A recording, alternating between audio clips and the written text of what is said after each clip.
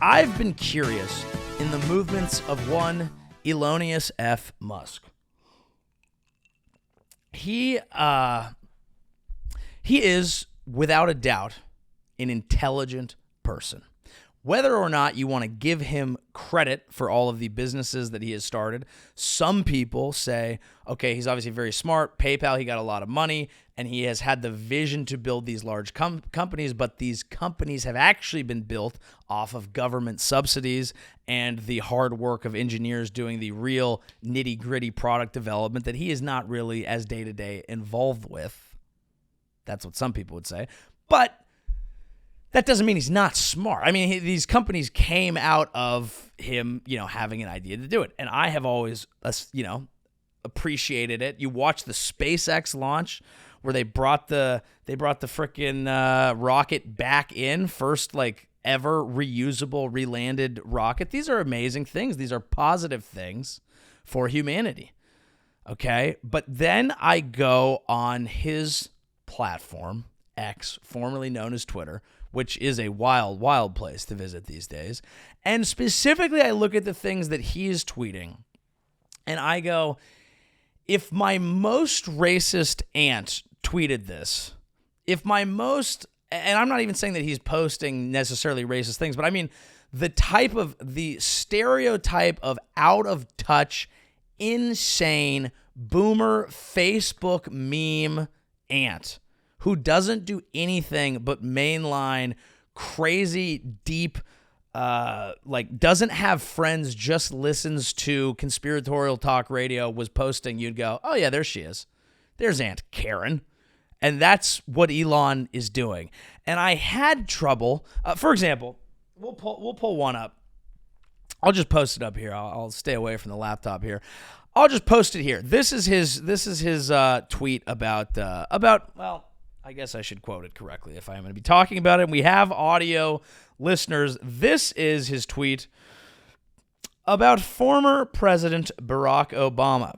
Did you know in 2012, President Barack Hussein Obama repealed the Smith-Mundt Act, which had been in place in 1948. The law prevented the government from putting its propaganda on TV and radio. Okay. And Elon said, what reason was given for repealing this law? The community notes, which he added himself to Twitter, immediately say the Smith-Mundt Act has not been repealed. It was amended in 2012/13 to allow U.S.-sponsored foreign media to be made available on request. Prior to 2012, this information could not be distributed in the U.S. despite being available online. It also was amended by a Republican majority House. The text of the amendment can be made here. This is the type of shit where I'm just like, he's got to be smart enough to just kind of double check a Hussein forward meme. If you got a Hussein forward meme, I'm thinking a double check is just worth it. And he's a smart enough person to do that. Now, he could be, okay, we all get older. The way that being old online showcases is weird and going to happen to me, it's just going to happen. I'm just going to, old people, sometimes they just see something online and they just go, share. And it's not much thought. And it's just being online is really all about, does a post make you feel something? Does it move the penis of your heart? Does it give that needle a little blood rush in? When you see something, when I see something and I'm like, hey, that's me and the boys, when it's like a drunk guy on a golf trip and it's like, hey, and you just share, that is how the internet works. It's just people going, hey, sharing it. And Elon right now is in politics realm. And so maybe he's just like, suspicious, and just shares it. And that's what he does. And he just posts constantly online on Twitter, the public square where you just yell things out. That could be what's happening. I understand. I have empathy for the old and wealthy and out of touch. If nothing else, the old and the rich and the out of touch get ridiculed too much for problems that they simply, how are they supposed to not be old, rich, and out of touch when they're by definition old, rich, and out of touch? It's who they are. And then we get mad at them. This would be a much more effective point if it wasn't someone spending insane amounts of money to, if it wasn't a foreigner spending large amounts of money in our elections. You know what I mean? But the point that I'm making, the larger point here, is that it might not just be that he is old, rich, and out of touch, or that he's a man of Twitter. It might be that he knows exactly what the fuck he is doing. Let's throw up this chart right here. Elon Musk has thrown his fortune and power behind Donald Trump. In return, Donald Trump has vowed to make Musk head of a new government efficiency commission, essentially giving the world's richest man the power to regulate the regulators who hold sway over his companies. We are looking at Tesla. It says they have at least 352,000 in contracts. That doesn't strike me as a lot. But they have, they get some from state. They get some from energy.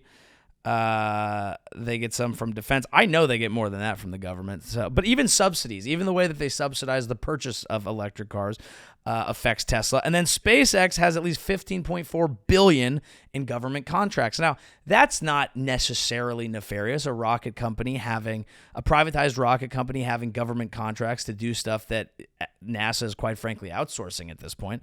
But this is where it makes sense. We've known for a long time that Elon Musk's incredibly successful companies are built specifically within the sphere. Like his Silicon Valley gamble is basically, I can identify things that I think are a public good, that are good ideas, that there's a public interest in.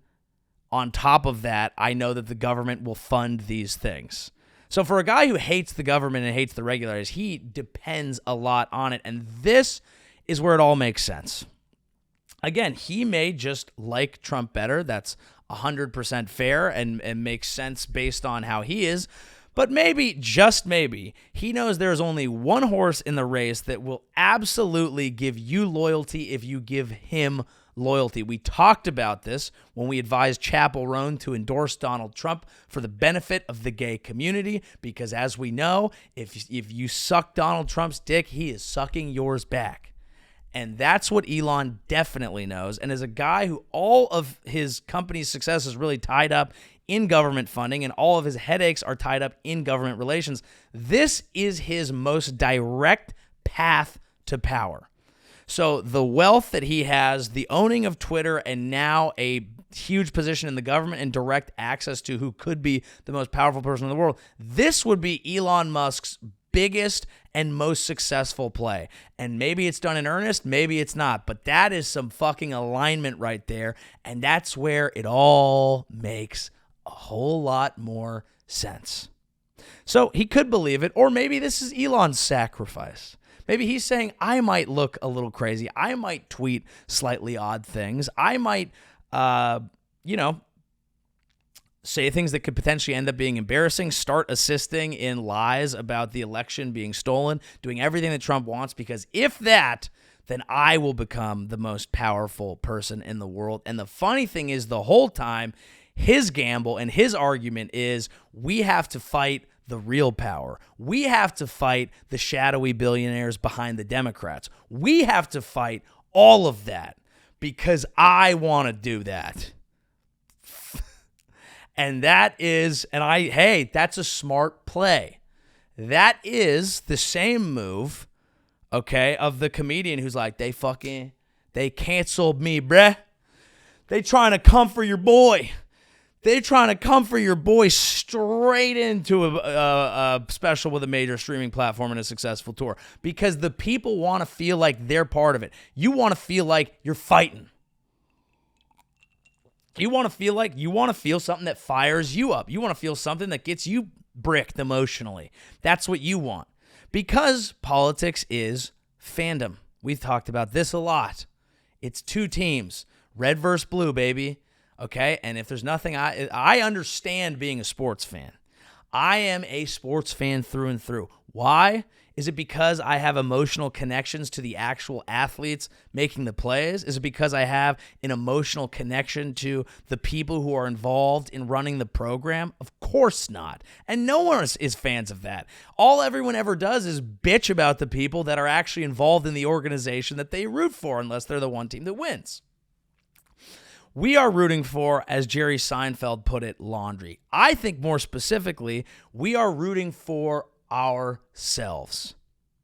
Politics, sports, everything we do can honestly be viewed through a relatively clear lens of a natural state of human narcissism. When I root for the San Jose Sharks, I'm not saying I've really gotten to know this 18-year-old Macklin Celebrini who we drafted and we are boys.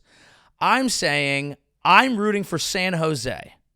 Is it because San Jose is the best city? Is it because I like the mayor of San Jose? No. It's because I like me. And I'm from San Jose. Yeah, go me. It's my life. It's my past. That's what I'm rooting for. That's what you're rooting for too. It's fine. It's normal. In fact, it's healthy. You don't want to be so self-loathing that you just hate your own shit. No. I'll buy a jersey, I'll buy whatever because I'm like, this I can wear, this me. And that's what people do for politics too. Lawn sign, me. Again, some people are into the policy. I commend those people. But there's a video that drops online every other week that's like, asking Donald Trump voters what policy of his they like. I can't say anything. Asking Kamala Harris voters what policy like. I can't say anything. No one's paying attention to half of that. I mean, some people are. Yes, there are educated people. Yes, of course. But do you think that's most of America? Do you think most people are? Do you think most people are paying attention? No. I root for me. There's nothing even wrong with that, dude. There's nothing even wrong with that. I was watching the Sharks the other night, and I was talking about it with my buddy Luke, and we were like, "This is awesome." Same announcers from when we were kids. He's like, "This is the last thing that still exists from like home life. Like this is nostalgia." Watching Randy Hahn and Drew Remenda talk about the boys at the intermission. That is what you remember, what you fondly remember being 10 years old at home, the warmth of being home. You remember all of that. You get older, home dissolves. They get sold, everything goes away. You get old, you feel alone, you're on an island. Oh, the two guys who used to break down the intermission report were back. It's a beautiful thing. And that's why you're sports fans for generations. And a lot of people are fans of a party through generations because their parents were fans of that. That doesn't mean that people aren't taking it seriously or that policy doesn't matter or whatever, but it's just fandom. And what Elon is doing and what Trump is doing is just, it is like we are just going to fire you up. We're just going to say things that fire you up, fire up the fan base. Fans will share a dumb tweet or a meme. Kamala's out here with Liz Cheney. That's not who the fan base wants, ma'am. The Cheneys, do you think the Democrats don't like the Cheneys, and the Republicans, the legacy Republicans, maybe do, but if they're already out on Trump, they're out on Trump. If they're Trump-curious Republicans, they're not going to be like, I need some Cheney in my life. We need some Cheney. It just creates this idea of like, oh, they have the money, they have the power, they have the elites, and then we're the ragtag group. Elon Musk and Donald Trump, get the fuck out of here. But then you go to McDonald's. Hey, you go to McDonald's, you're going to win some votes. McDiesels is America. It is. It just is. It is delicious. It is bad for you. And it is for everyone. Rich people eat it. Poor people eat it. Too much, probably, because it's their only option. It's cheaper than it should be. It's worse for you than it should be, but goddamn if it isn't delicious. It is America because it gives the people what they want now, even if what they will get later is certain doom and demise. But let's not get into the... When I give you a quarter pounder, are you reading the items or are you going, you're pretty good. You're pretty good. That's what I do. Okay? I'm not being a fucking elitist right now. I'm telling you the goddamn truth. McDonald's rips, but it will be bad for you. I eat McDonald's. I like McDonald's in Canada because at least in Canada they're not allowed to give you cancer quickly. It's like a slower cancer, which is one of the things I admire about Canada. You know, is they're like, yeah, fine. Bad stuff will happen, but maybe later. You know, and I think that's a nice way to approach things. But anyway, that's my entire theory of life and everything is that we're all basically just into ourselves. We like to see ourselves reflected back to ourselves, and that's not even a bad thing. That is not a bug. It's a feature. Thank God